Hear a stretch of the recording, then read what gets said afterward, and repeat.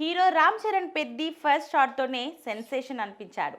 సినిమాలో mass shot ఏ రేంజ్లో ఉందో ఫ్యాన్స్కి శాంపిల్ చూపిస్తూ వదిలిన పెద్ది గ్లిమ్స్ అదిరిపోయింది. అయితే ఆ తర్వాత సినిమా నుంచి మరో అప్డేట్ రాలేదు. దసరాకి మళ్ళీ ఒక సాంగ్ లేదా పోస్టర్ ఏదైనా వదిలే ప్లానింగ్ లో ఉన్నారు మేకర్స్. పెద్ది సినిమా విషయంలో అంచనాలు హై రేంజ్ లోనే ఉన్నాయి. రెండో సినిమానే గ్లోబల్ స్టార్ బుచ్చిబాబు ఉప్పెన తర్వాత చేస్తున్న సినిమా అవ్వడంతో, అది కూడా రెండో సినిమానే గ్లోబల్ స్టార్తో తీయడంతో హై ఎక్స్పెక్టేషన్స్ ఓ రేంజ్లో ఉన్నాయి. వాటికి తగ్గట్టుగానే బుచ్చిబాబు పర్ఫెక్ట్ ప్లాన్ చేస్తున్నట్లు తెలుస్తోంది. పెద్ద సినిమాను 2026 మార్చ్ 28న రిలీజ్ అనుకున్నారు.